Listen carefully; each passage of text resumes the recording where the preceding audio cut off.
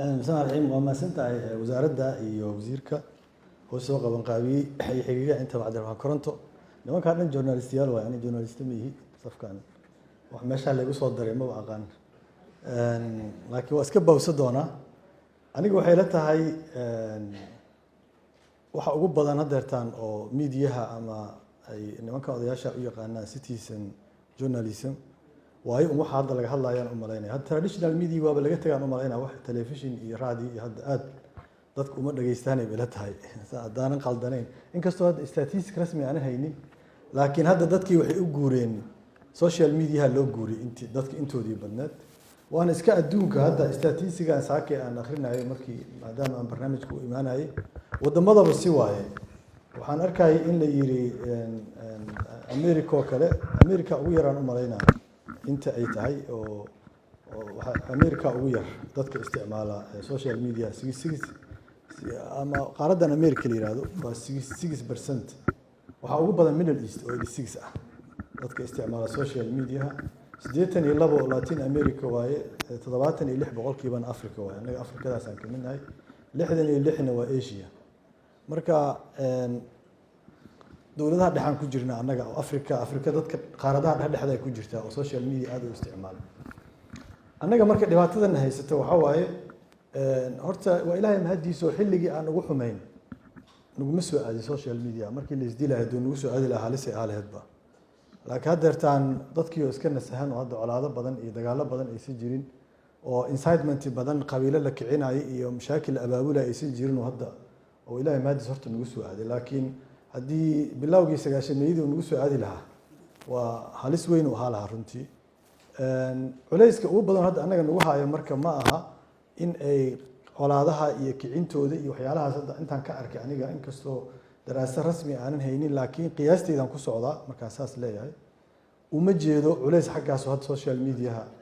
ama macluumaadka feega ah oo hadda laga cawdo ay nagu hayaan waa laga yaabaa soo wasiirka sheegay dhinaca amniga inay dhibaato nagu hayaan oo xog loo baahnaa inaan la bixin iska bixiyaan ama haddii kaleeto dhibaato kale oo amni ah inay sababaan wacyi daro daraadeed waa iska jirtaa laakiin inta badan waxay ku aadan tahay arrimaha siyaasadda la xiriira iyo waxaasay u badan yihiin dadka howlahan ka shaqeeya waxaanana media maahane waa lagu dambaaba haddii media la yiraahdee waa shaqo laga xamaasho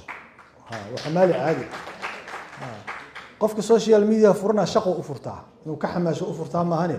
وحي من ويا قان ميديا يوسف يرجع خيارته ماشان جوجا كشقي جرين وهاد ضد إن إنفورم جراي إن إنترتين جراي إن أجوكيت جراي وحاس أنا أمري ما إني تاع ضد كفرتاه حمالي أفرتان العقواي ولا جش شقيستا مركا أنا جوا حقوب هنا مركا شقالها سيد الهول يستعجلها مركا هرت الدول ده إذا أسكب بالله كو dawladda horta ku ayada la rabaa wasiirkeena la joogo misinformation ka idinka naftiina joojiya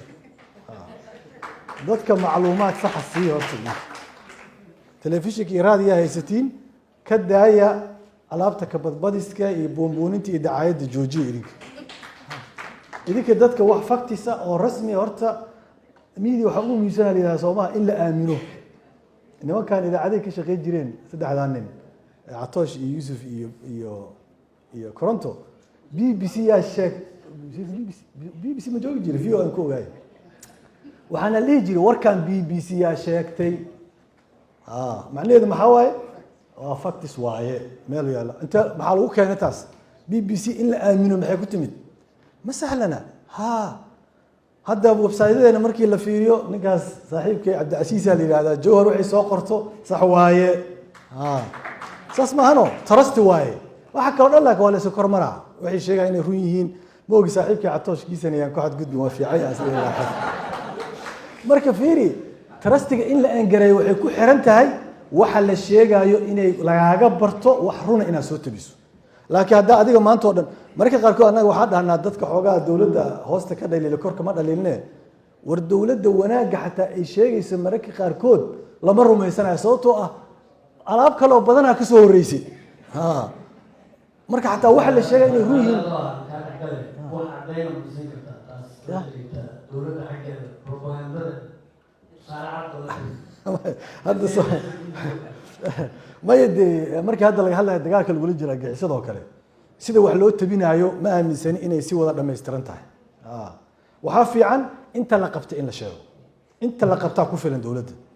laakiin haddii laga badbadiyo waxay noqonaysaa dadku inay confusion ku dhaco taas waa qodob horta dowladda ayada ha joojiso oo xogta saxda horta ayada ha ka shaqeyso midda labaad oo rabo waxaa waa see lagu istaaji karaa war waxaa lagu istaaji karaa in la dhiirogeliyo dadka dhinaca kale ah dadka runta ka shaqeeya oo miidiyaha saxda oo trustedka ah oo integrity ka shaqeeya in la dhiirogeliyo oo dadka aan la simin hadday arkaan dadka ka shaqeeya social mediaha ama miidiyaha qaabka daran hadday arkaan dadkii kale oo la tixgelinayo la abaal marinayo la ammaanayo way ku soo daysanayaan marka waa in la abuuraa dadkaas in la tixgeliyo oo aanan la siminin oo waxa aysa sinaanin mid saddexaad waxaa waaye maalgashiga xaggiisa waaye dadka ganacsatada ah oo hantida haysta waxa meeshaan ugu badan wax laga raadiyo waa lacag wax kale maaha waxa meesha loogu jire inay ayaga maalgeliyaan miidiyo fiican oo nadiif ah oo dadka aan lagu aflagaadaynin oo lagu kala geynin aan lagu kala irdhaynin oo dadka lagu damage gareynin inay maalgeliyaan waa xirmayaan kuwaan anaa inay ballan qaadaa waa iska xirmi doonaan haddii la helo kuwo kaloo nadiifa marka fiiri ninka qofka ganacsiga iska leh baaduu bixiya wuxuu ku bixinaa nin been ka sheegayo waxaa fiican intuu asaga baad sii lahaa inuu maalgeliyo mid run sheegayo kaas beenta sheegaya waa iska xirmaa marka laakiin lacagaa laga qaadan maalin walba shirkadiisa la damage gareysa ganacsiga been laga sheegi maanta oo dhan waxaa laga rabtaa wiilka ha laga hadlo lacag ha la siiyo maxaa waxas dhib ku wato adiga maalgeli miidiya xalaal ah oo fiican asagaa kan iska xirmi doono oo irdaha u laami doono say ila tahay waa aniga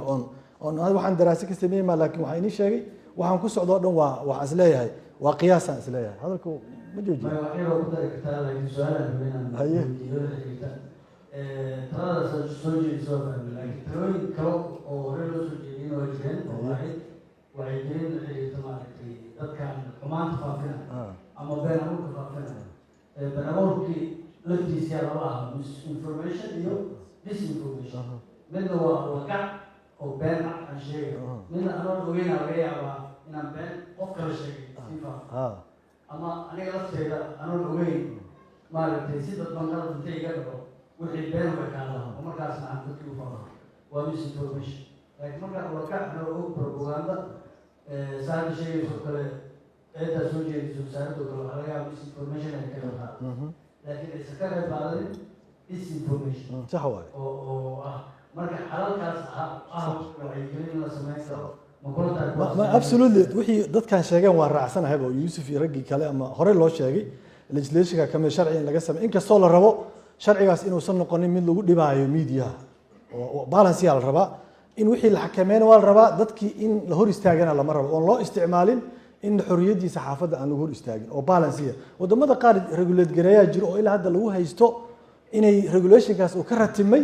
in lagu afqabto saxaafadda lagu afqabto kaasna looma baahna oo waxaa la rabaa inuu dheelitiran yahay sharcina loo sameeyo waxaan oo la regulate gareeyo laakiin fiiri waxaa la yidhaahdaa beenta faaftay social media wuxuu ku fiican yahay kamid ah si degdega beenta loo soo qaban karaa idan beentii faaftay daqiiqada ayaan dhab lagu soo leeyahay inay been tahay meel ma gaari karto annagana waa ilaahay mahadiis waa sheego hadda incitement iyo colaaday kicinaysa dad isku dirayso badan ma jirto wadamada waxaa daran conflict ku cusub yahay kuwaas waa khatar waxaa laga yaabaa been socotay 15 minute inay dhibaato weyn kicisaa dhici karto oo dad isku layso laakiin annaga beenteena waa laga daba tagaa inta badan meel ma tagto dhibaatadaasna hadda culeyskaas lama haysto laakiin ayada mid kale oo ka daba tagaysa imaanayso ciddii beenta laga sheegaa Yuusuf Garaada saas yiraahdi liida asiga Yuusuf socdaa imaana waa ay kalma dhihin oo dhahaa isla 10 daqiiqo gudahood wixii marka meeshaas ku dhamaanayaan meel ma gaarayaanba laakiin anaga waxaan u baahannahay runtii in si serious looga fikiro waxaad misinformation ka shaqeeya waa dhalinyaro xoogsata oo dhaqaale doon ah in loo address garee waaye dadkaasi shaqo loogu abuuri lahay maahane inaan media iyo waxaas aan dhinacaas inaan kala tacaalin aniga ilama aha say ila tahay taas ma la celi karaba maalintaas waxaa la yiri moogtahay fiiri ganacsiga kamid dhibaatada niman Mareykan joogo meel booming pizza ay rabeen iska xiraan kuwa kale ganacsataa qolay waxay u dhiibeen meeshaas dadka dhalinyarada ciyaarka yarka ah lagu fuulaha soo dhajiyay meesha biisa lagu ma gadee ilmaha yarka ah lagu farxumeeyaa dadka Ameerikaanka dhan waa aamineen inaaba qoray soo qaatayba meeshaas soo xiraha uu yiri Ameerika qoriga waa la qaataa moogta nimankii oo eber ka dhigay war maxaa u dishay ciyaal yaraa meesha lagu furxumeeyaa u dhahay haddii la sii baaro waxaa la ogaaday inay competition ay tahay waqtigaa yar maahan cabdiraxmaanow ganacsatada iyo ganacsiga Soomaaliya naftiisa waa la isku damage gareeyaa miidiyaha si competitionka suuqa looga saaro waa mid aan leeyahay war ganacsatada ayaday u roon tahay inay media trustado la aamini karo ay maal geliyaan si xataa hadhowdii because hadda waxaa dhici karta in ka soo qaad bangi hebel daadho saakay oo nin wariyaha soo qor waa lagu kala tagay lacagtii la dhigtaa laga waayay meeqay u baahan tahay inay soo kabaan damage-kaas oo ka daba tagaan ay media wax ku bixiyaan oo yeelaan marka waa arin dawladda kaliya u taala maaha arin bulshada rayidka ganacsatada dawladda u taala waaye waxaa kaloo ku gabagabeynaa iga raala oo la sameey karaa bulshada rayidka culimada dadka aqoon-yahanka dadka miidiyaha leh associationada in naming and shaming la sameeyo dadka waxaan faafiya oo dadka beenta ka sheega oo dacayada ka sheega in la name gareeyo la shame gareeyo si dadka uga haraan oo la yiraahdo website-kaas ama waxaas Facebook-kaas ama qofkaas hebel ah waxaasuu ka shaqeeyaa saasuu yeelaa research evidence la keeno marka intaanu data uu qoray oo been ah intaanu xog uu sheegay intaasoo qof ku been abuurtay intaasoo qof hortaas yeelay oo dadka loo soo gudbiyo facts iyo figures ah dadkaas waxaa la rabaa dadka ka shaqeeya media association-ka baasha maaha kaliya dee in oo NGO ay noqoto maaha waa in dadka wax loo qabtaa waa hadda fiiri habeen hore waxaan fiirsanayaa documentary BBC da ay samaysay maxay ka samaysay ma ku soo laabtaa waa meesha ugu dambeysay waa meesha ugu dambeysay 17 bilyan oo dollar dad laga dhacay waxaa looga dhacay wixii anagana dhihi jiray wax lamid ah lacagii forex camal waxa la yiraahdo lacagahan la yiraahdo nidaam kale cusub muxuu ahaa bitcoins 17 bilyan BBC da isku xilqaantay waa daba gashay shirkadihii mid iyo meel u istaagtay waxay soo kashiftay waxyaalaha aan la yaabo waxa kamid ah shirkadahaas 17 naadi ama club ama football club oo Ingiriiska ah ay waxay ku bixiyeen inay sponsor gareeyaan dacayadooda midka ugu yar meeqa ku bixiyeen ma taqaana 7 milyan oo dollar maxay rabaan marka dadka inay dhakraan ay rabaan adiga hadda Manchester United kambanigaaga uu xayeysiinayo dadkii Manchester taageersanaayo dhan shirkadda ay ka gateen sharar been ah